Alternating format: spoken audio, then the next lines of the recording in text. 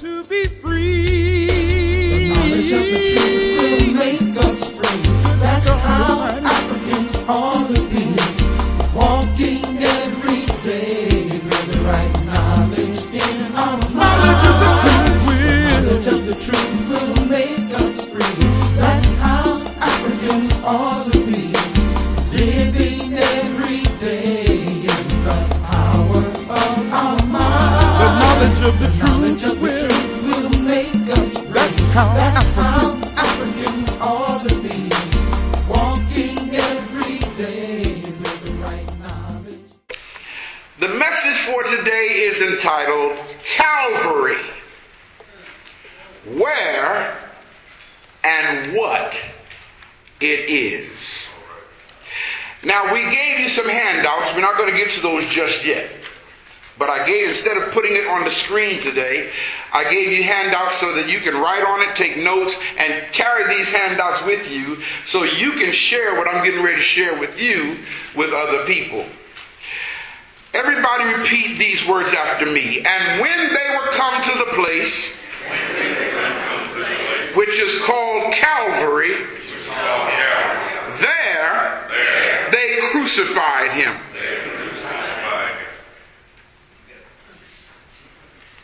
How many of y'all have ever heard of Calvary before? All right, everybody's hand is up, okay? We just came through the spring or vernal equinox, and they have a day that they celebrate on the first Sunday after the full moon of the vernal equinox, and that Sunday is called what? Easter Sunday. And of course, we were taught that on the Friday before Easter Sunday, which they call Good Friday, that they took this dude named Jesus out to a place called what? Calvary, and crucified him. Right? Well, so that we're clear. Even though you know this, many watching me don't know this, so I guess I need to say this to them. That never happened. Historically speaking, that never happened. So what do we mean here when they came to the place which is called Calvary? There they crucified him. Make note of this on your paper. That's in Luke, the 23rd chapter, the 33rd verse. Luke 23 and 33 is where it reads what we just said. Now, it's important, brothers and sisters, to understand that the word Calvary is only mentioned one time in the Bible. Only one time. And before I even go into the rest of the message, let me fast forward and give you the punchline to what this is about. The word Calvary comes from the root word, or etymologically speaking, comes from the word cranion. It's spelled Kranion. Cranion. What English word do you hear when I say cranion? Cranium. And I know some of y'all are pointing up here to your head, right? Well, in another passage, it says Golgotha. In place of the word Calvary, it says Golgotha. Golgatha. Again, that's Golgatha. Golgotha means the skull. Okay, and of course in the Bible we use the phrase, the place of the skull. Now put those two concepts together. Cranion is cranium. Golgotha is skull. So we're still talking the head. Again, that verse says, and when they came to the place which is called Calvary, or cranion, or Golgotha, the skull, the head, when they reached this level, there they crucified him. So the point I want you to get out of this message, and I'm going to come back to this point, but I want to be sure you're getting it now up front so you can see how I'm going to put all this together. Look at the person nearest you and say, when you get your head on right, those who don't have their head on right want to crucify you. Did you get that? Yes, sir. I can't think of a better depiction of what I'm saying than the movie The Matrix. Because once you are delivered from the Matrix, once you start thinking right, once you get to Calvary, then you become an enemy or a threat to the system that keeps our people dumbed down. And the only thing left for them to do is to get rid of you or crucify you. History, and what word did I just use? History, or his story, tells us that about 2,000 plus years ago, there was a guy who walked this earth, for real, who was a great teacher of humanity. He was a philosopher, he was a social leader, he was a moral teacher, he was a religious reformer, and he was a healer. Well-known guy who went throughout the Roman Empire changing things. Despite the evil rulers in the Roman Empire, he was the greatest man of his age, and his birth date, according to history, is 4 BC. Now, what's really deep about it is we were taught that Jesus was born 4 BC. What does BC mean? If BC means before Christ, then how was Jesus born 4 BC? So all you got to do is think. All theologians will tell you that Jesus' year of birth is 4 BC. Yeah, that's what they taught us. And we don't even think, man, because we ain't at Calvary.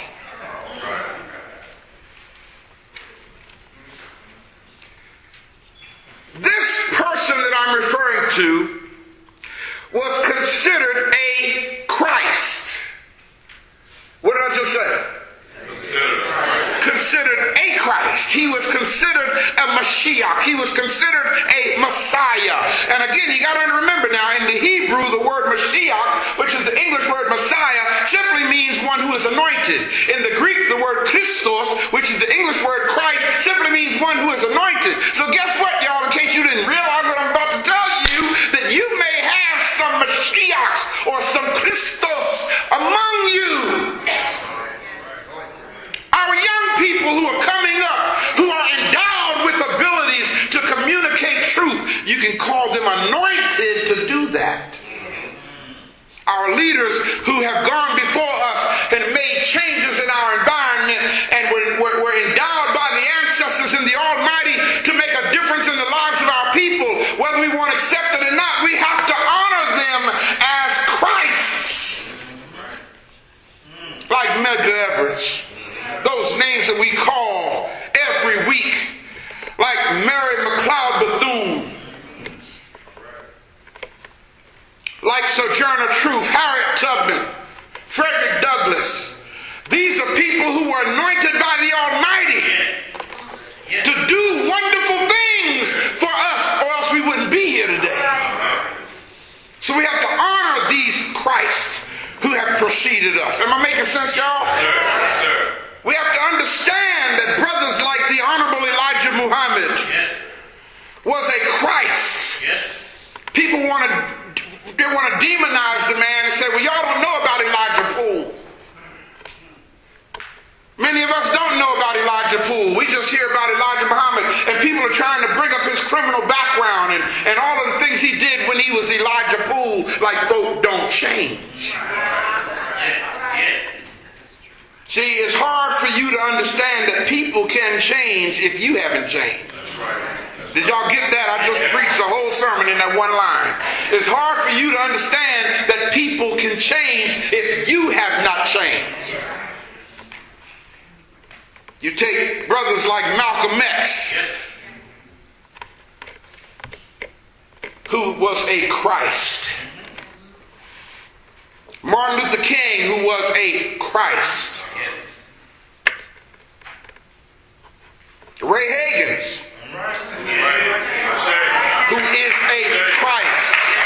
Oh, I don't mind telling you. If I don't know the truth about myself, what good is you knowing it? I gotta know that God has. That's why the theme I chose for this year's anniversary is He was born for this. Yes. This brother I'm talking about, who existed 2,000 plus years ago, his name was Apollonius.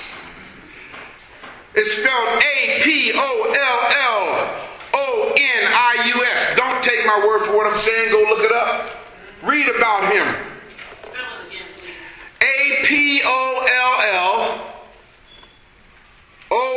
Apollonius. Apollonius of Tyana. This one dude defied the bloodiest tyrants in the Roman Empire.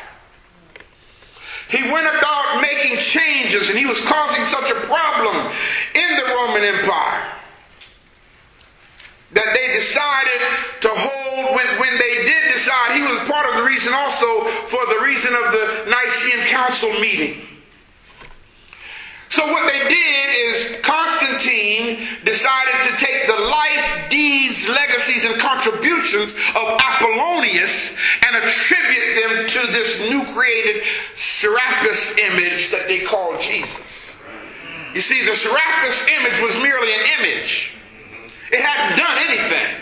It was merely an image. So they had to have a life story to attach to the new Christ image, or to the new found Jesus Christ. So they took the life, the deeds, the legacy, the biography of Apollonius and attached it to their made up Jesus. After all, when you look at the Christian fabricated figure, he is a compilation of various God men throughout time, starting with Horus or Heru of ancient Egypt. See, Apollonius does not claim, there's no claim of a virgin birth to Apollonius. So the virgin birth claim comes from Egypt. Y'all grab what I'm saying? So you take people like, or figures such as Horus of Egypt, Prometheus, Adonis, Zoroaster, Krishna, and you put all these biographies together and attach them to this guy called Jesus. And so Jesus is the newfangled image that's taught and forced upon our minds. In fact, look at somebody next to you and say, he's the most recent Savior in human history. I know y'all think he's the only one. I know y'all think he's the only one.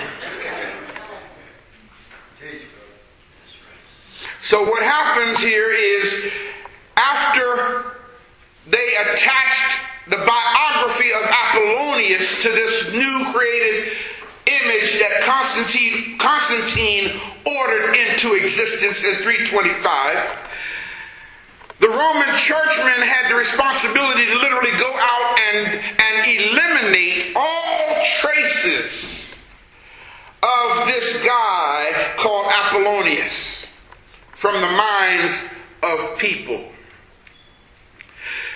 It's deep though, because they did such a good job at eliminating this information about Apollonius that for almost 2,000 years nobody spoke of him. The only reason why we know about Apollonius is because there was a book about him, or a writing about him, that was secretly taken to the east and held by Arabs, according to his story. The Roman Catholic Church searched far and near to eliminate all traces of any information about Apollonius, because if the truth came out about Apollonius, then people would clearly see that Jesus is Apollonius. No cultural loss, grab this well, no cultural loss has ever occurred in a greater sense than what the Roman Catholic Church did in Egypt, Alexandria, Egypt, when they set fire to the books and destroyed the manuscripts of the Alexandrian library. And those manuscripts that weren't stolen, were plagiarized and credited to people like Aristotle, Plato. Aristotle and Plato, we don't know if they wrote anything at all. We were taught that they did, and the reason why we were taught that they did, everybody say, is for the sake of cultural imperialism. Now what I mean by that is, see, these people, Plato and Aristotle and all this, they're supposed to be Greek philosophers. But the truth about the matter is there is no established evidence of such a thing called Greek philosophy. Because the things that we're taught about Greek philosophy came from the Alexandrian libraries. Are y'all grabbing what I'm saying? Well, believe it or not, this message is not about Apollonius today. I just shared that with you to let you know about a person who was a Christ, who went about healing people. And according to records, he lived to well over 100 years old in perfect health, because he was a vegan. He didn't eat flesh. I knew I would get some kind of response from those who don't eat meat. But just like Apollonius and other Messiahs and other Christs were used of God for the elevation and spiritual development and empowerment of others, so can you, who are sitting right here listening to me, and those who are watching me, so can you be used of God for the empowerment of our people. But in order to be used of God, grab where I'm going now, in order to be used of God, there's some place that you have to go first. And that place is called Calvary. This is the message in the allegorical story of Jesus going to Calvary. Because he did not become, in the story, a resurrected Savior until after going to Calvary.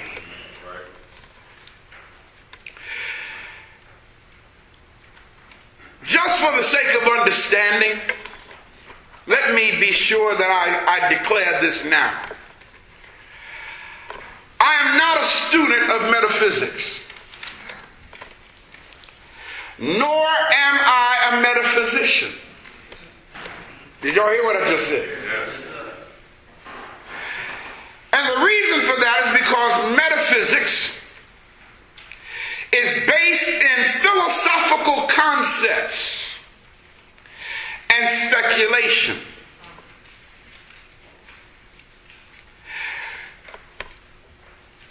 It might sound good. Hear me now. Hear me good.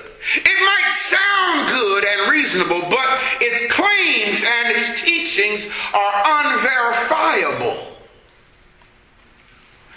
and non-scientific, because metaphysics has no biological or material data by which it can be measured. Are y'all hearing me? Yes, sir.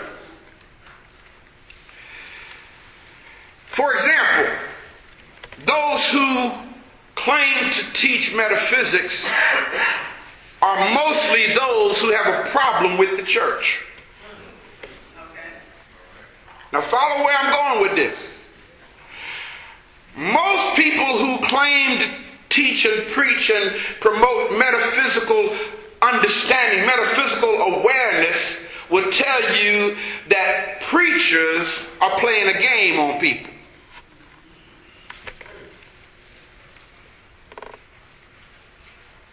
But metaphysicians and people who practice metaphysics will tell you that you need to ascend to the level of mystical beings. You need to learn how to meditate until you can transcend this realm of existence and get out there into the ethereal realm so you can telepathically communicate with ethereal beings. In other words, in order to have the power that you really want in your life, you need to learn how to operate in the ethereal realm. Not in this dimension, but out there, in that dimension, the fourth dimension. You know, there are fourth dimensional beings. Y'all, of course, I'm acting this out. I hope you know that, right? Don't think that Brother Ray is teaching what I'm saying. When I start doing all this and getting theatrical, I'm trying to tell you where these folk are at out there. And then they want you to get out there so that you can actually deal with non-physical entities. But then these same people will turn around and tell you you ain't got no business going to the church where the preacher says, come down here, let me lay hands on you and heal you.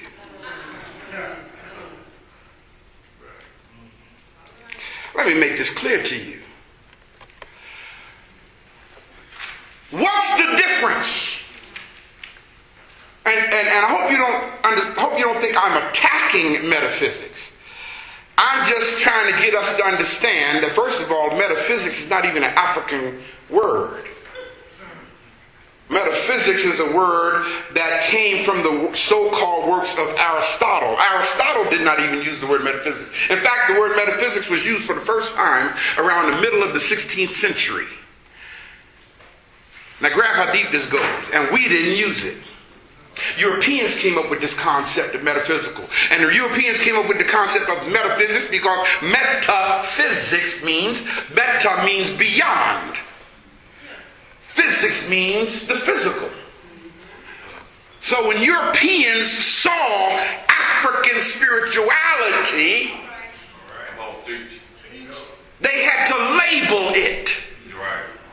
Are y'all grabbing what I'm saying? Yes, sir. So Africans don't need to concern themselves with metaphysics. Africans simply need to be who and what they are. I say. We are spiritual beings. We are spiritual people. We operate in the spirit realm naturally. That's what the black church is really all about. Only thing is they got the message inaccurate. The black church is telling you about a person that the Roman Catholic Church created. That's the only thing. Well, not that I'll say the only thing, because they do some other stuff that ain't cool, like financial exploitation and all that kind of stuff too. But the major thing about the black church problem is its indoctrination, which came from the European mind. But the modality, the practice of the black church is really what the white man been calling metaphysics. But you got some folk who are so anti-church. Hear me. You got some folk who are so anti-church that they're trying to carry on the same modalities of the church under another name. What's the difference between a metaphysician saying that you need to get out into the realm of dealing with those things out there? What's the difference between that and the preacher saying, y'all listen, the Lord dealt with me and took me into a realm where it's unlawful to speak of.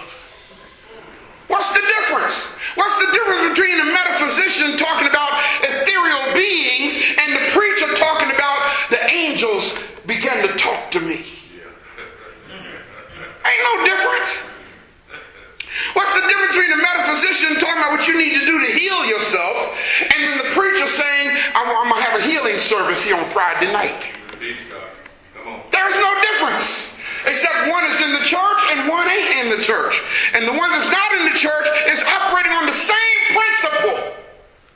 But you want to call it metaphysics. Why don't you just get real and go back to church? Just go on back to church and when you get there, say, I found out that Jesus don't exist.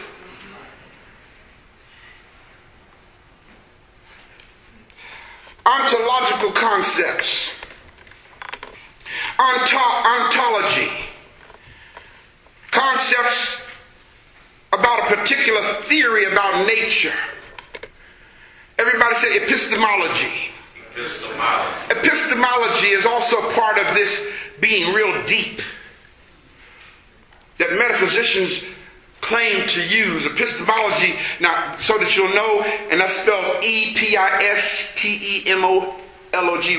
Epistemology. E-P-I-S-T-E-M-O-L-O-G-Y. Epistemology, remember I told you, ology means the study of a thing. Episteme means knowledge. So epistemology is the study of knowledge. Now let's deal with this for a moment. Ask somebody next to you, how do you study knowledge? How do you study knowledge? Think about that. Think about it. How do you study knowledge?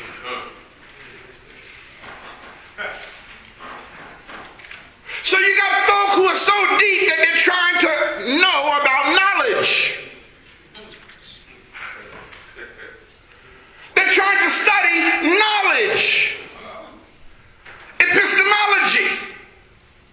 What's the difference for a person who practices student of metaphysics to say, I'm studying knowledge? What's the difference between them and the preacher in the pulpit saying that the Spirit of the Lord is upon me? And He has given me the gift of knowledge, which is a spiritual gift in the book of Corinthians. The word of knowledge. In other words, because the Lord is enabling me to know that which is unable to be known. See, this is what the black church does, man. Are y'all grabbing this? Yes, sir. Yes, sir. So we look to the anointed preacher. Oh man, hear this. We look to the anointed preacher to give us a word. Have y'all heard these concepts before? Give us a word. In other words, we want the preacher to give us a word that we don't already have. So churches are packed because the man of God or the woman of God have a very special message from divine revelation. That's metaphysics. Everybody say a rose by any other name smells just as sweet. You can call a rose a stinkweed. It still smells good. Still a rose. You can call a rose a skunk blossom. It still smells good. So don't hide under another name and doing the same thing simply because you don't want to be a part of the church no more. Right. Now I ain't talking to y'all, I'm talking to those out here watching me. Keep it real. Then you got those who are real deep and they get into astral projection. Have y'all ever heard this before? Yes, sir. Astral projection. This is when you meditate to the point to where you can leave your body and travel to other locations. Look at somebody next to you and say, why are you going to do that?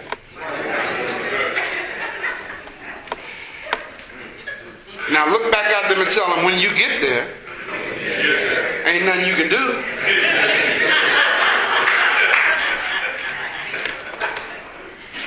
You can't pick up nothing. You can't speak because your mouth is back there where your body is. I mean, come on, God, keep it real.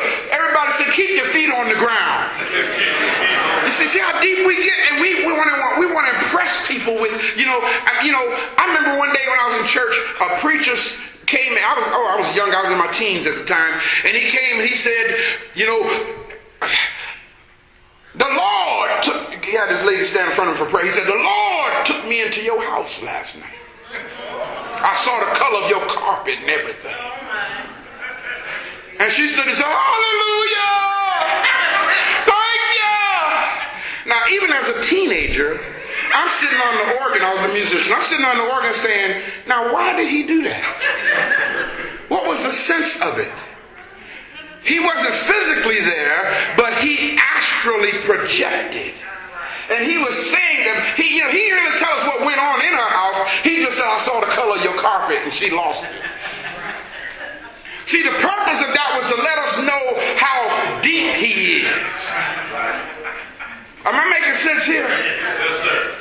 Well, y'all, we fall for that same stuff under so-called concepts. Now, the reason why I'm dropping all this information on you is because I'm getting ready to share something with you that I do not hold to. Within the connotation in which has been said to us. Are y'all hearing me? Yes, sir. I don't want y'all thinking I'm going out there. I don't go into the fifth dimension. Okay? I'm doing everything I can to deal with stuff that's on this dimension. I don't need to be seeing no strange beings. Because y'all have to catch me running down Route 70 if I did. I don't play that. You follow what I'm saying? Okay, I'm not trying to communicate with men in black concepts. Are y'all getting this? Okay, I'm doing everything in my power to keep my feet flat on the ground of reality. Okay, and it's a deep thing how I talk to people who are so deep out there. They got all this hair. And ain't got a pot or a window to throw it out of. Ain't got nothing to show for being here. Why is it that the people who claim to do all this stuff are not doctors and lawyers and y'all grab an accountants? But the people who claim to be so deep are our brothers and sisters who wear arcs as big as the size of that one down there on their chest. And locks and can speak all kind of deep spiritual stuff and can't hold a job. Y'all grabbing what I'm saying here? Don't pay their bills. Don't take care of their children. But yet they can speak in the ethereal realm. So I don't want you to think for a moment that what I'm about to share with you is the principle that I hold to. However, I don't know of, hear me well, I don't know of another analogy or illustration to make my point to you today. Come on, Doc. I handed out a piece of paper, and I trust all of you have it, and on the paper it says energy centers. Right? Yes. Okay, how many of y'all have ever heard of the concept of a chakra before? A chakra, okay, or an energy center in the body. Okay? Now I repeat and I state to you again, this is not something that, see, I'm a teacher. I'm not a metaphysicians and metaphysics practitioners can claim all this stuff. And the reason I told you earlier, you can't validate or prove a metaphysical claim. Because there is nothing to measure it by. Am I making sense? Yes, sir. I mean, just like the preacher said, the Lord showed me such and such and such. You just have to take his word for it. Because the preacher says that that the Lord took me into the third heavens and showed me things that is unlawful for a man to utter. He cannot say to you, don't take my word for what I just said, go do the research for yourself. He can't say that. Because in order for you to do the research, you got to go to the third heaven and hear what he heard. I mean, because there's no book, there's no evidence of the... Y'all grab what I'm saying? Yes, sir. So when it comes to the chakra concept, these so-called 7 energy centers in the body, and if you will Google chakras, you'll see that they have all these different colored things that look like flowers. What's really deep about it is, if you open up the body surgically to look for this diagram that you see as a first or second or third or fourth or fifth chakra, you can't find it in the body. Grab what I'm saying. Listen to me well. If I take a scalpel and open you up at your lowest chakra center, I will not find a chakra. It's not a medically established fact. Are y'all hearing me? Yes, sir. Yet it is a philosophical concept. All right. But because it's a philosophical concept, it simply means that that's what somebody came up with.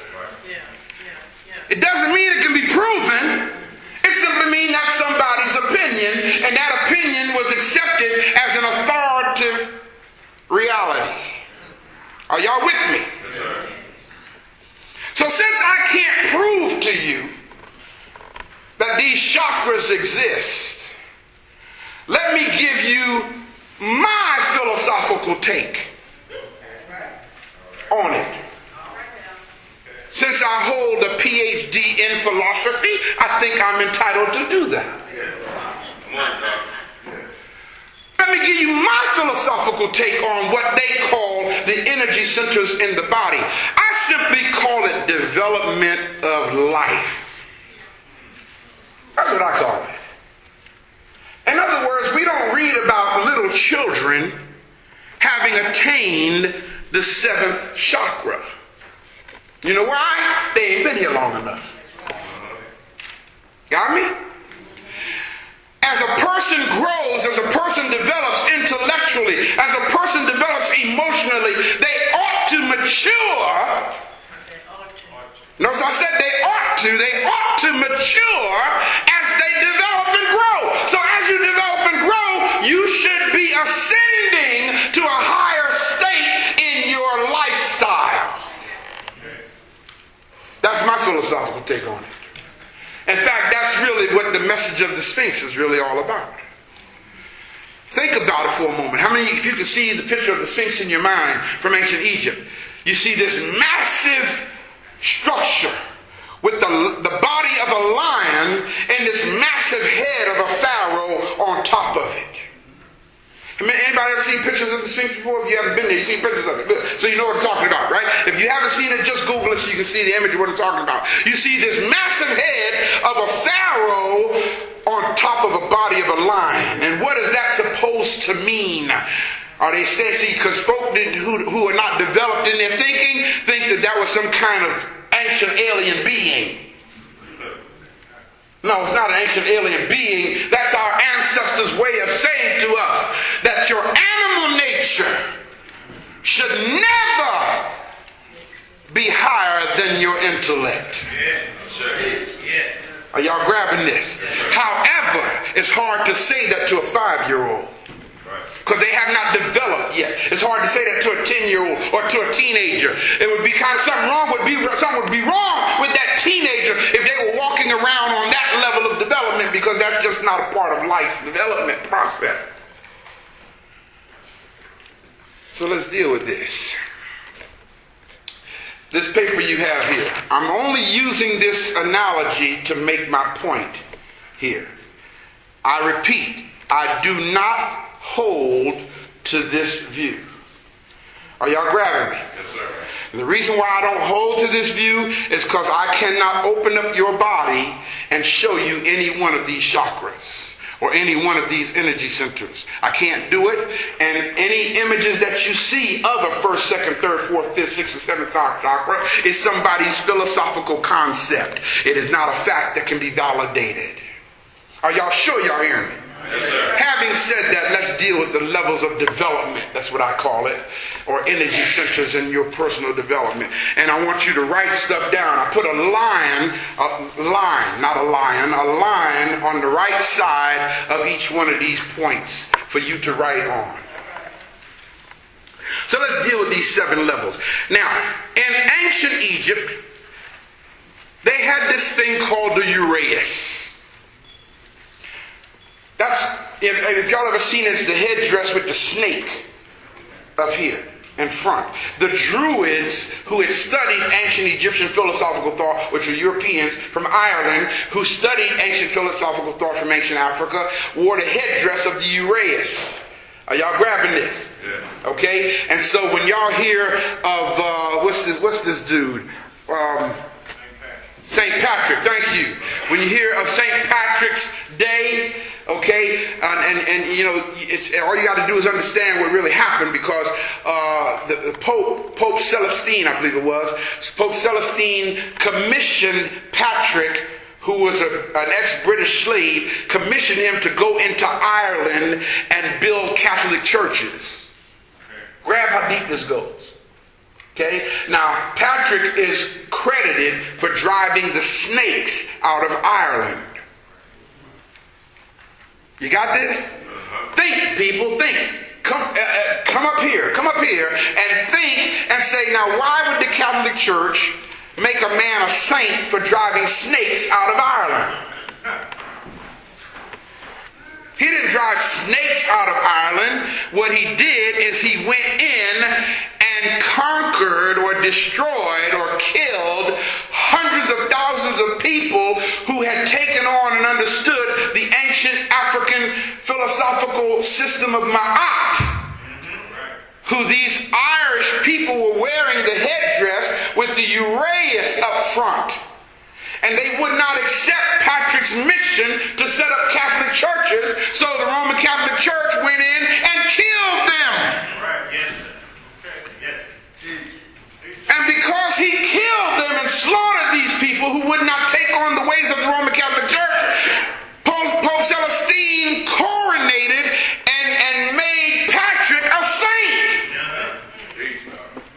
Because he set up over 300 Roman Catholic churches in Ireland after getting rid of the Druids, who wore the Uraeus on their heads. He didn't drive snakes out. He killed out the people who wore the Uraeus headdress. Am I making sense here? Yes, sir. Yes. Okay, so y'all remember that when they jump up on St. Patrick's Day, okay?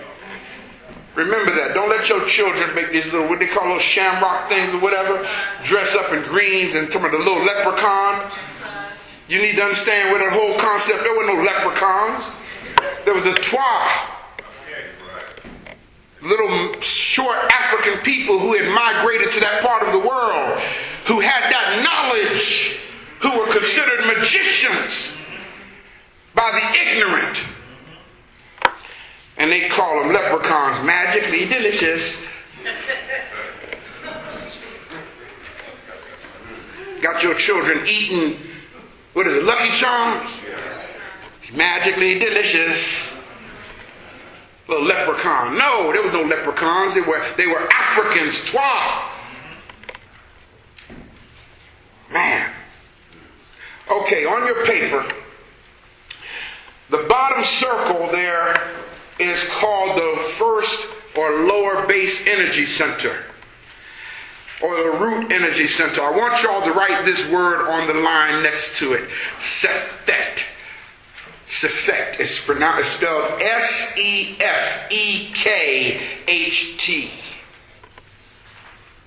Now, what I'm sharing with you now is a philosophical concept. How many of you guys ever heard of Muada Ashby? Okay, Muada Ashby. Muada Ashby is the author of Kemetic philosophical thought. He got books out like Kemetic yoga and various books on Egyptian philosophical thought. Okay, so I'm sharing with you what he says about these energy centers as a pattern to make my point. And the reason why I'm sharing Mu'adda Ashby's philosophy with you today instead of Hindu philosophy is because we're not Hindus. At least Mu'adda Ashby talks about it from an African perspective. And I want you to know this is not Ray Hagins' philosophical thought. This is Mu'adda Ashby's concept. But I want to use his concept to bring you to the point of getting to Calvary. Am I making clear what I'm saying? Okay. S-E-F, as in Foxtrot. S-E-F-E-K-H-T. That should go on the line right there by the red circle. Everybody say Sefet.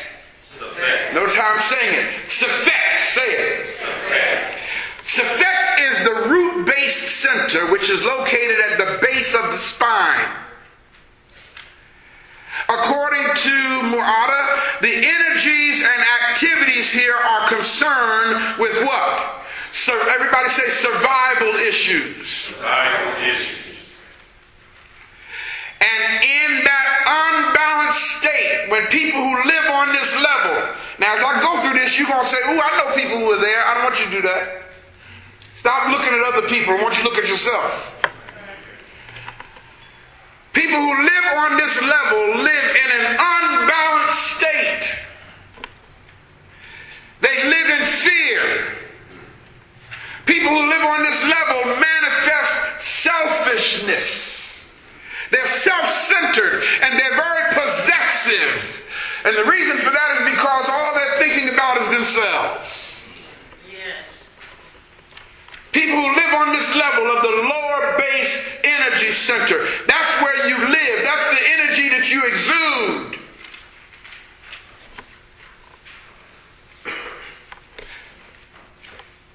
And of course, the symbol for this lower base level is the coiled snake, known as Apopis. Apopis, A-P-O-P-I-S, in ancient Kemetic thought is known as the enemy of Ra, or the enemy of God. So in essence, when you live on this level, you are completely operating on the lowest level of existence. You might dress up and look good on the outside, but you're living on the lowest level of existence. Your thinking is in the gutter. Your thinking, you're always concerned with, where's your boyfriend at? Where's your girlfriend at? Who are they with? What are they doing? Because that's where your thinking is, on that low level. You become very possessive. You become very selfish. And you live in fear of the fact that things ain't going to work out for you. Am I making sense? Yeah, buddy. This area is expressed through what is called dormant and uncontrolled, everybody say uncontrolled, sexual energy. So our prime task at this level of development is to move ourselves to the next level and stop thinking that the entire world or everybody lives on this level like you do. The next level, going up to the orange circle, is called in ancient Egypt Tek, spelled T-E-K-H. So next to the orange circle, write that word, T-E-K-H.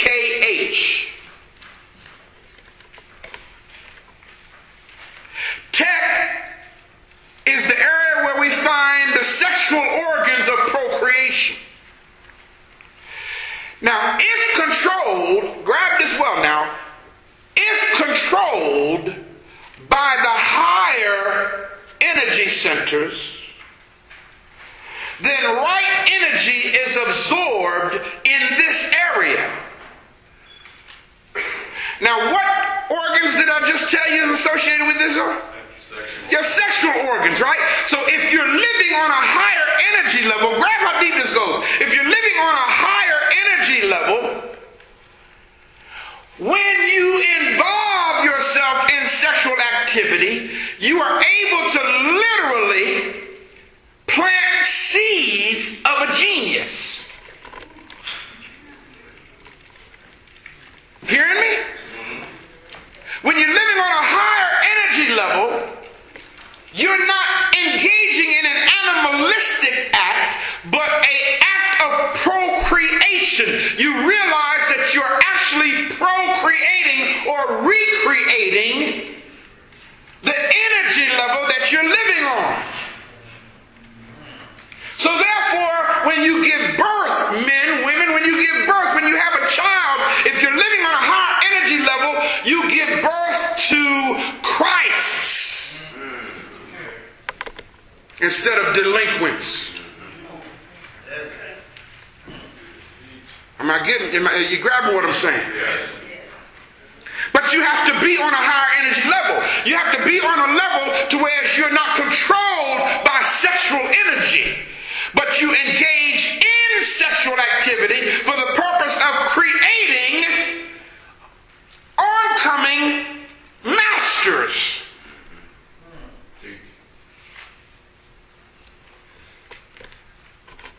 Those people who are psychologically and spiritually developed only to this level are frequently preoccupied with sexual thoughts and desires. Now, it's really important. Everybody say this. On the first level of Sefet, and Tech, you are not a threat.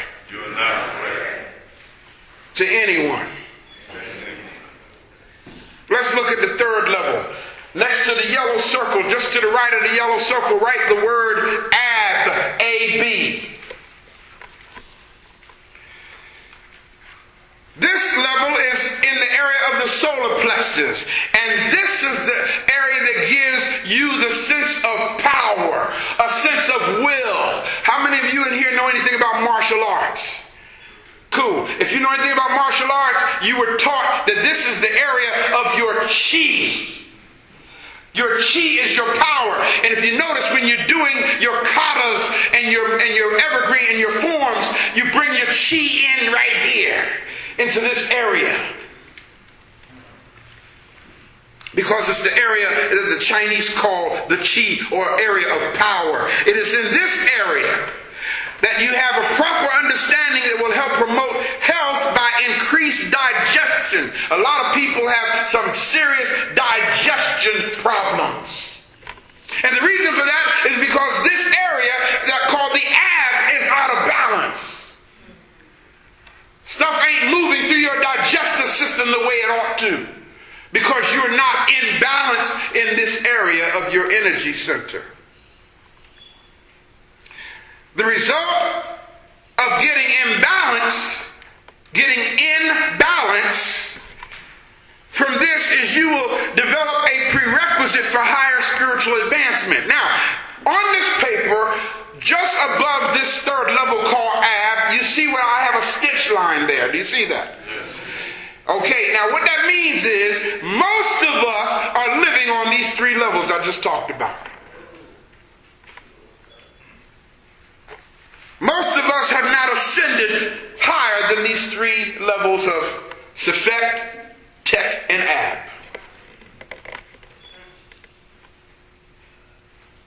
I want to make a notation here. Put it on your paper now. The higher levels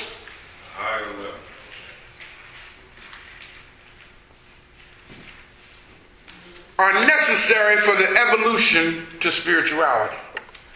When you're living on those three lower levels, you ain't spiritual. You ain't about to be spiritual. So in order for you to go to the higher levels of spirituality, you must now move to the next levels. And the fourth level that you see there on your paper, where the dark green circle is, just above the stitch line, is called Kepper. Write that on the right side of that green circle. Kepper. K-H-E-P-E-R. Kepper. And for those of you who don't know, the word keper simply means new beginning, new birth. In fact, it is at this level that the ancient Egyptians felt that you are now being born again. So in other words, how many of you remember the story in the Bible where Nicodemus came to Jesus and Jesus said, you must be born again. The analogy there is that the teacher is telling this brother, you got to ascend to a higher level of living than where you are. You worried about material things. You worried about your position in society. Okay, you worried about your friends and your neighbors. You worried about all that kind of stuff. You worried about what shoes you gonna wear. You worried about how your hair gonna look and getting your hair and your nails did.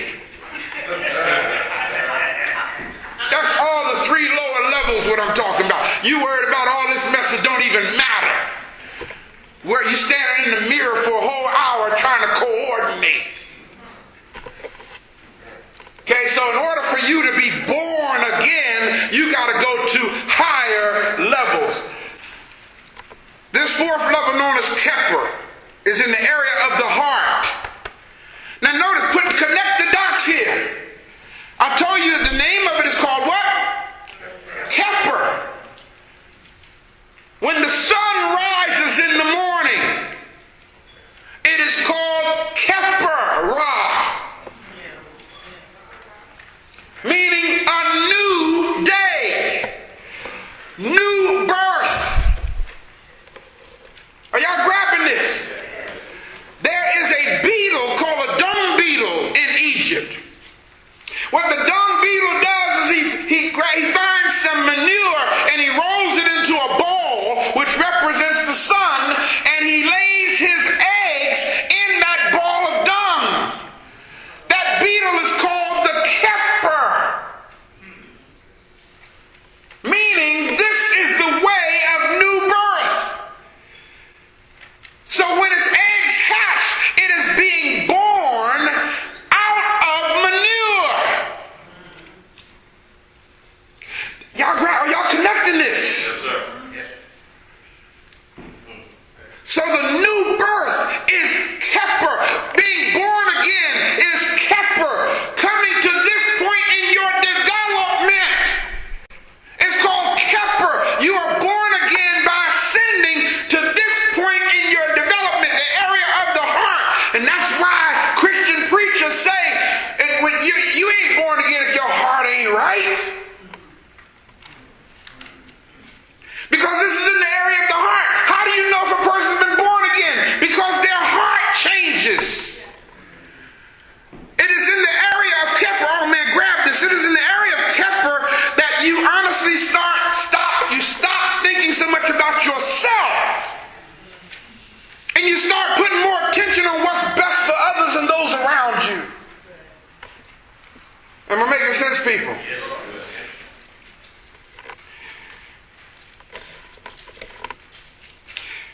Oh, buddy.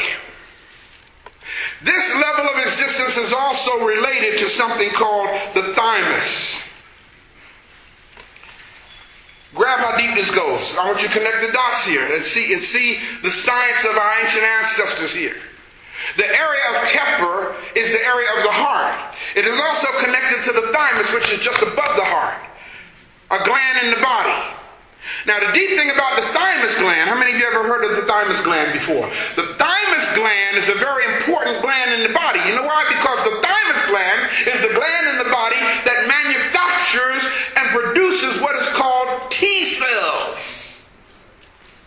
It's the T cells in your body that help you to stay strong and fight off diseases. When your T cell count weakens, your immune system becomes compromised. So grab how deep this goes. People who are not in proper balance in the area of keper, these are people who get sick a lot. These are people who are constantly dealing with colds and URIs, upper respiratory infections, because they're not in balance in this area. They're not balanced here as they ought to be. So things are not right in their immune system. sense, people? Yeah, buddy. When you're not right in this area, you engage in self-destructive behavior patterns. You get involved in self-defeating activities. You get involved in toxic relationships. And the problem is you blaming everybody else. And the problem is you. You haven't been born again.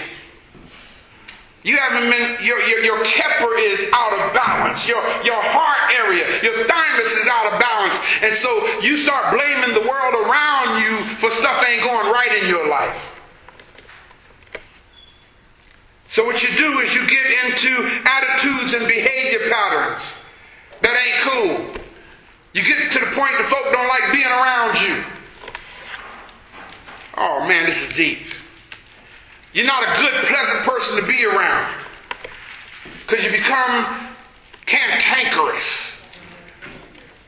Uh-oh. And here's the other deep thing about that. When you're out of balance in this area, you find yourself overworking a lot. You get frustrated easily. You resort to drugs to help you get through the day. Uh-oh. When you're out of balance in the area of Kepler, you find that you're not in the situation to freely give love. This is the area of your heart. You're not in the area to freely give love. You know why? Because you don't love yourself right. And because you don't love yourself right, you can't understand how somebody else can love you right. Is this making sense, people? Yes. So if we're not cautious, now here's the tragedy of this area. If we're not cautious, we end up getting trapped in cyclical activity in this area. In other words, because you're talking about your heart, you're talking about your emotions. Okay? You giving off negative energy, so the person you're giving off negative energy to responds to you with negative energy, and you're looking for positive energy, but they can't give you positive energy because you're giving off negative energy, so they give you negative energy back, which means you respond with negative energy, and you start this cycle going. And it's like, well, how do we get out of this? How do we heal ourselves from this situation? I'm waiting for you to treat me right, and he waiting for you to treat him right. Oh, man. Because your keper is out of balance. So then you start saying, well, we got a problem. Everybody say, ain't no we got a problem. Ain't no we got a problem. Say, me got a problem. Me got a problem. See, once you understand that me got a problem, then the we will work out. Okay? But as long as you're saying you got a problem, then that means you're not going to focus on me. You're not going to focus on the I. You're not going to focus on the self to get yourself in right balance before you can... Man, come on here. Let's understand how this thing works. Let's understand how this thing works. We are... Look at somebody next to you and ask them this question. Some of y'all probably feel you don't need to ask this question at all because you're past that point in your life and development. But look at somebody and say, what do you bring to the table? Some of us say, I got my own table. I ain't trying to bring nothing to the table. See, you when you reach a certain point in life, that's your mentality. You follow what I'm saying? I ain't worried about bringing nothing to the table. I got my own table. And if you want to come to my table, you better bring your own table with you when you come to my table. Don't come to my table thinking you're going to get something from my table. Hell no. You bring your own table. And we'll put our two tables together and we can have a banquet. Y'all get how this goes? People looking to the other person to make their life better. That's the worst thing in the world you can do. Is look to somebody else to make your life better. You don't do that. You get your life better. And then you don't let nobody in your space to mess up. Yeah, y'all got it. I worked hard being born again. I worked hard at getting this thing right. Now I'm going to let you into my space so you can throw me off balance again? No! me see your Kepler. Before you come into my space, let me make sure your Kepler is in right balance. If your Kepler is in right balance and my Kepler is in right balance, when we get together, hey! Is this making sense, people? Let's move to the fifth level. The next circle up, which is that light blue circle there. And this is the fifth level in the energy center, and it's called Sechem. It's spelled S-E-K-H-E-M, Sechem. This is in the level of the throat. Now, check how deep this goes, because the level of Kepler and the level of Sechem are very closely related and connected. Because when your Kepler is not in right balance, it affects, of course, your Sechem, which is the next level up. And this is the area of the throat. This is the energy of what is called the Medu Nectar. Medu meaning divine. Nectar is speech or words. So in the area of the Sechem is where when you open your mouth, grab how deep this goes. When you open your mouth, the things that come out of your mouth uplifts other people. When this area is in right balance. Now let me show you how deep this goes. In the biblical text, we read where Jesus said to his people, if you believe as the scriptures have said, in other words, if you have gotten yourself together like you're supposed to have yourself together, when you open your mouth, the Bible says, out of your belly shall flow rivers of living water. When you open your mouth to speak. Well, in the area of Sechem, when you're not in proper balance here, negative stuff comes from your lips. Ooh, let me help y'all here. Negative stuff comes out your mouth. And see, we have not developed to the point of learning how to keep our mouth shut. See, you need to get to the point to where you understand that when you're not in right balance in this area, keep your mouth shut. Why, Brother Ray, do I need to keep my mouth shut? I need to give them a piece of my mind. You need to keep your mouth shut simply because words are like bullets. Once they leave your lips, you cannot pull them back. And see, what we want to do, man, is we want to let people know what we really are right now. Not thinking about the fact that some words don't just put a hole in your chest. Some words decapitate you. And once you say stuff that cuts somebody's head off, then you calm down and you want to say, I'm sorry. Look at somebody and say, once you decapitate a person, I'm sorry, don't mean squat. Don't mean squat. So in the area of Sechem, when it's not in right balance, this is the area of divine speech. This is the area where your words have power. Are y'all hearing me? This is the area where your words have power. Power to kill or power to heal. Now the deep thing about it is when you're not in right balance in this area, you have a problem with your communication skills. Grab how deep this goes. You want to know why you and your significant other have a problem communicating? Because of imbalance in this area. So what happens is when you're not in right balance in the area of Sechem, you start shouting and yelling all the time. You don't talk to each other, you holler at each other. And one raises their voice, another one raises their voice higher. Another raises their voice, another raises. So the person who has developed this in this area, they learn how to quiet down. Let me refer to a Bible verse for those who are developed in this area. Here's what the Bible says. A soft answer turneth away wrath. When you're developed in the area of Sechem, you know how to quiet yourself. Because you know that when this person starts getting all out here, it don't make sense for you to get all out here too. Now grab how deep this goes. Because see, sisters, brothers, hear me well. Sisters know just what to say. to make a brother go ballistic. God, the universe, the ancestors has given y'all the gift of saying exactly what needs. See, and since we brothers can't keep up with you in that area, when you say things that you make our fist ball up. Because see, we don't know how to come back at you in the area of Second because you are better at that than we are. And y'all can say it with that. And then put your hand and get that net going and everything with it.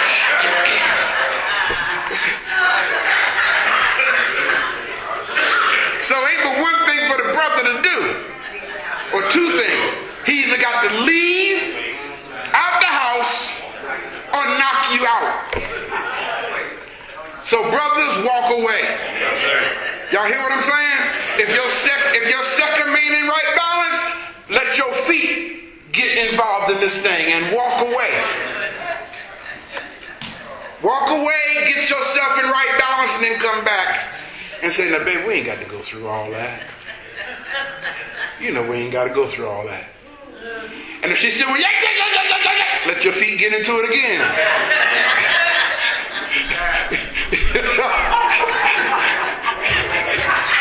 Come on back later. Baby, I done told you we don't have to go through all that. After a while, she'll start calming down. She start again. Then let your second say, baby, you sound like you want to be by yourself. All right, we're going to try this one more time. Okay? And when her brain hears that, she says, yeah.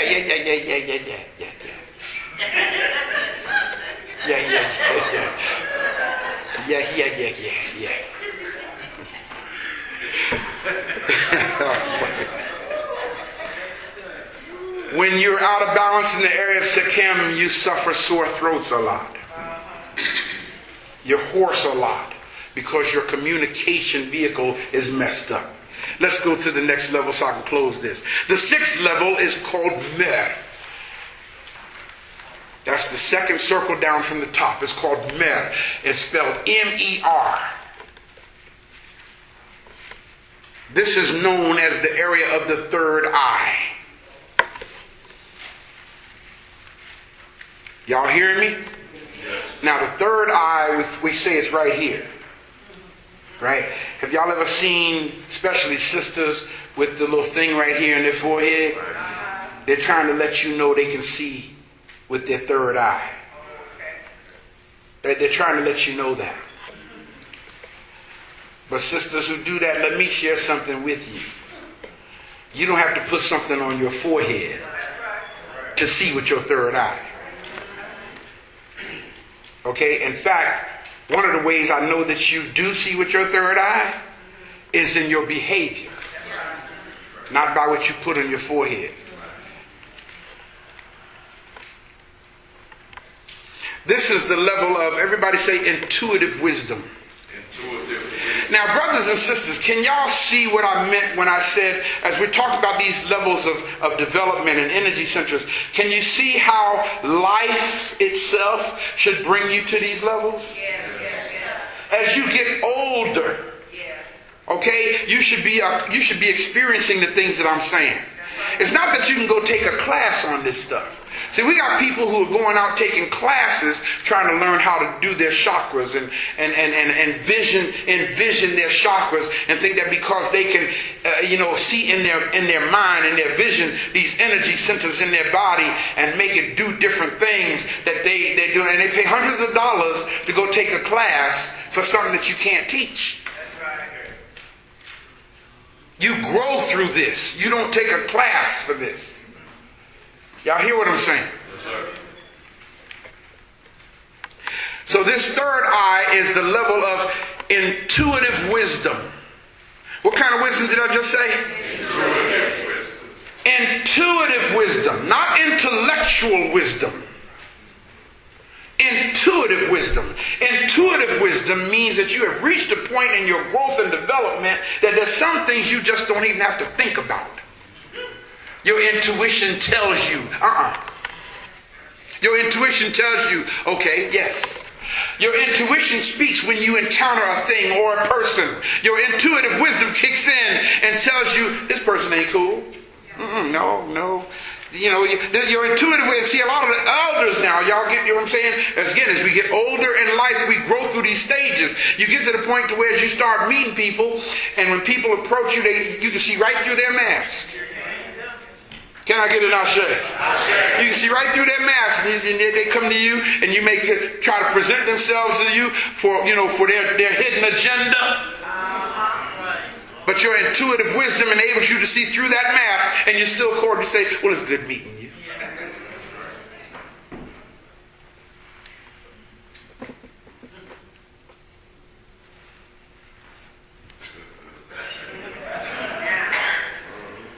You see what I'm saying? When you're at this level, you know something instead of thinking about it. You just know it. Now, what's deep about it is you might not be able to articulate it, but you know it. Okay? And when you get to this level of living here, man, it starts kicking in. Even when you go to do something like the doctor may prescribe certain medications for you. Okay, your intuitive wisdom says, my spirit ain't feeling that. No, now doctor, what do you call this stuff again? No, I went through that. Some time ago. Share a testimony. I went to this doctor, and went for my pilot's physical, and doctor told me that my PSA was high. Okay, and he sent me to a urologist. So urologist, did this thing that we brothers don't like.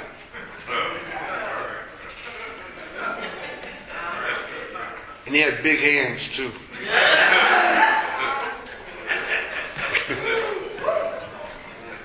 Man. But what was deep about it is, after he examined me, he said, oh, you're fine. You're okay. No problem. Okay? And I said, thank God. Cool. All right. And so he called me back to his office and said, I want you to come back. I want to do a biopsy. My intuitive wisdom said, nope. So I called his office. I said, man, listen, I'm not coming for that. Because my spirit was telling me ain't nothing wrong. And so he tried to make me come in, and it's deep. One of the things that caused my spirit to say that is because when I went to him the first time, it was all black men in his office. And everybody in the waiting room had prostate cancer. And 4 of the brothers sitting there said, I didn't have prostate cancer until I came here. I didn't even know I had prostate cancer until I came. The doctor told me I had prostate cancer. And my spirit saying, something ain't right. And I'm looking at all these brothers getting ready to pass up out of here. And I'm saying, yeah, something ain't kicking here. My spirit just wasn't grabbing it. So I told him, I'm not coming back. So he called my doctor who referred me over. And when I went back to my doctor said, well, how are we going to treat you if you're not going to follow our instructions? I said, doctor, I just came to you because I'm a pilot and I needed an exam. Okay? All right? But there's something in me that tells me that something ain't quite right about this. So here's what I want you to do. I'm going to come back in a couple of weeks. We're going to take this test again. And da-da-da-da-da-da. And I did. I went back in a couple of weeks, took the test again. And instead of 5 point something, it was 3.2. Now, brothers who know they know what them stores are, which is fine. And I said, see what I'm talking about? See? So I was talking to my friend Dr. Morgan. He said, Ray, I'm so glad your spirit told you no. Because once they stick that needle in your prostate, you have just opened up the realm for cancer cells to walk up in there. So if you don't have prostate cancer, now you done put a hole in your prostate so cancer cells can easily get up in there. See what I'm saying? So you got to learn how to listen to your intuition. Just because the man got MD behind his, I don't know why I'm saying this, but just because the man got MD behind his name don't mean he know what he's talking about. Right. Look at somebody next to you and say, that's why he's practicing medicine. He'll tell you, I'm practicing. What the hell? Don't practice on me. Sure. Let's deal with this last level here. The top circle at the top of the head on the diagram is called Ich. I-K-H. Write that there. Ich. Now let me hear you say it. Ich. Notice how I'm saying it. Ich. Put some energy there. Ich. This is the level where the dualistic mind becomes united into one. What do you mean the dualistic mind, Brother Ray? Well, brothers and sisters, we have what is called the left hemisphere of the brain and the right hemisphere of the brain. Brothers, we live mostly in the left hemisphere of the brain. Sisters, y'all live mostly in the right hemisphere of the brain. And that's why we have a problem. Okay? Because in the left hemisphere of the brain, where it's analysis. Okay?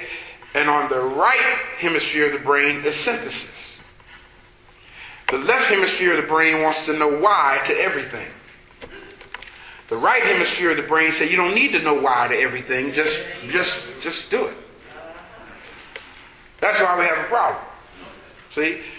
Because in left hemisphere of the brain, sisters, you want to talk about things. In the right hemisphere of the brain, sisters, y'all want to talk about things. And the brother in the left hemisphere of the brain is saying, what do you want to talk about? So sister, in the right hemisphere of the brain, you say, I don't know. I just want to talk. So the left hemisphere of the brain says to you, well, how are we going to talk if you don't know what you want to talk about? So when you know what you want to talk about, come back and we'll talk. And then the right hemisphere of the brain, where emotions are, sisters, y'all say, see what I'm talking about? You don't listen to me. Right hemisphere of the brain says, what you mean I don't listen to you? I asked you, what do you want to talk about? You get what I'm saying? Left hemisphere of the brain wants to know why I got to break it down this way. Why it's got to be done this way. And so when you reach this point of it, it's when the left hemisphere of the brain and the right hemisphere of the brain becomes one. When you're on this level, this is where Apopis, that coiled serpent at the lowest level that I told you about earlier, now becomes the Uraeus. With the head of a cobra out like this, instead of coiled up like it's ready to attack. When you get to this level of existence, this is the highest achievement of spiritual movement. This level of consciousness represents the level of transcendence. When you get to this point, you're actually able to transcend mess. When you get to this level, stuff that seems to be so important to other people about stuff ain't all that important. When you get to this level, you learn to get beyond those insignificant things that don't really matter. Right.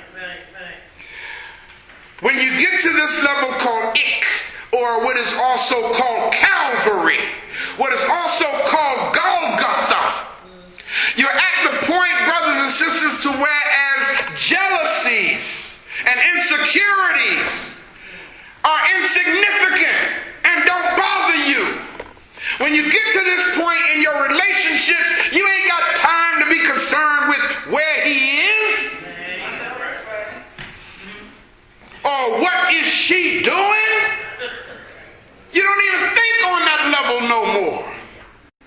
Because you are at a higher calling now. When you reach this level called Ik, now mind you, don't think that you go to these levels and forget the other levels. Okay, all of these levels are to work in proper harmony with each other. You don't move to one level and forget about the other one, and move to the next one and forget about the other one. No, as you move to these levels, all of them should be in proper alignment and harmony with each other, but they should all be controlled by it, or Calvary. When you reach the level of it, you're not confined to the thinking of the way they want you to think. You're not locked into suppositions. You're not locked into what people say things are supposed to be. Well, you're supposed to do something. Who says who? Where's that written at? Who told you that? When you reach the level of it or Calvary in your development, this is when you start thinking outside the box. You're not confined in your thinking when you reach the level of Calvary or it. And when you reach the level of Calvary or it, then you become a threat to the establishment because you're able to see past the illusions that they give you. Am I making sense, people? I remember in the movie The Matrix,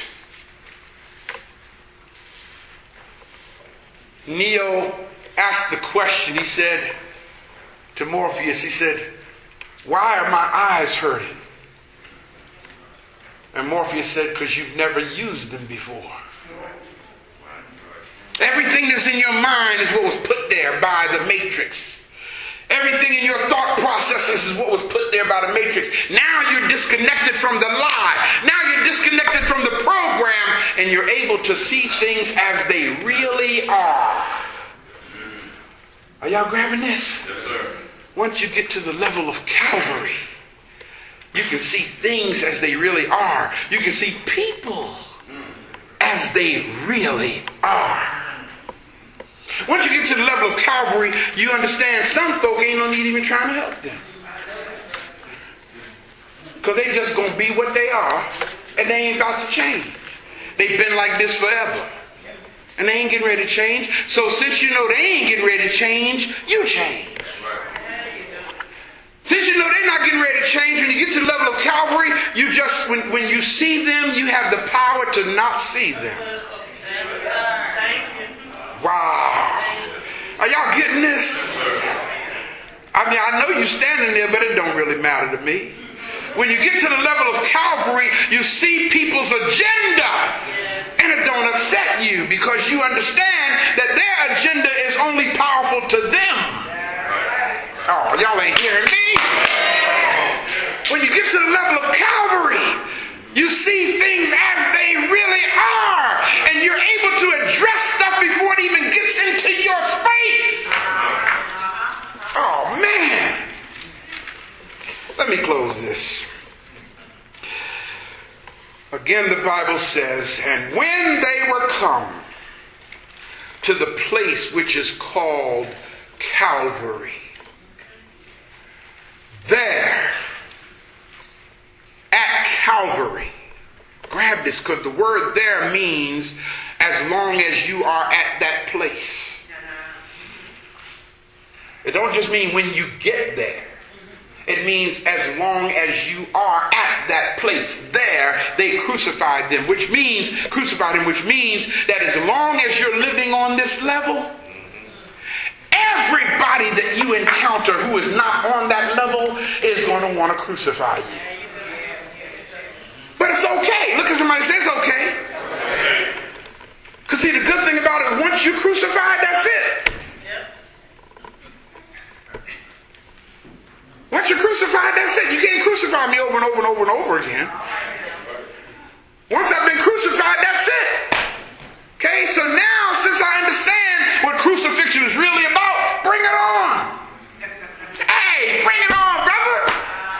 If it makes you feel better to attack me, then go on and attack me then. If it makes you feel better, you understand? If it makes you feel better to think that you got to expect. Wait, see, everybody say this.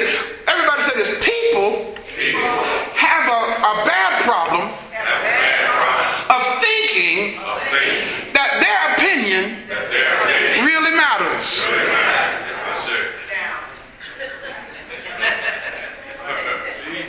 See, so you get to the point to where once you get to Calvary, you let a person, let them express themselves. And people go off. I had somebody say to me the other day, "You're really beside yourself." I said, okay. If that's how you're entitled to think that if you want to. You're fine. Go ahead, think that. I thought that was going to calm him down. It only made him more angry. See, people who are out of balance say stuff to throw you off balance. And when they see that they're not throwing you off balance, oh man, y'all hear this? When they see they ain't throwing you off balance, then their attack gets deeper. And when the attack gets deeper, you know what you do? You just calm on down. Just don't mess up and try to put your hands on them. You know, say whatever you want to say, think whatever you want to think.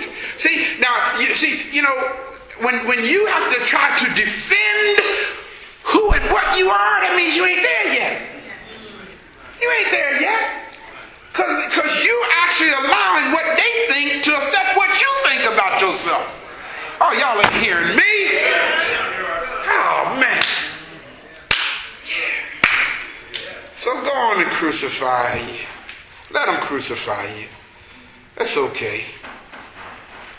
When people want to do that to you, it only lets you know that you have ascended. Because if you were on their level, they wouldn't be going through all that. That's right. Am I making sense? Yes, sir. Ashe.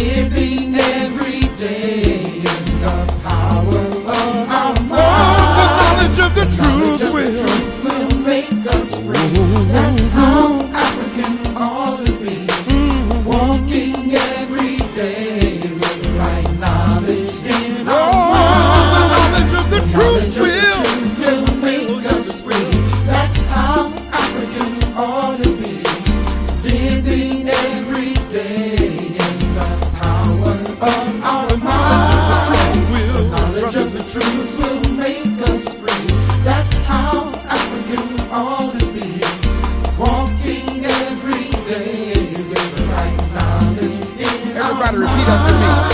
I gotta be free.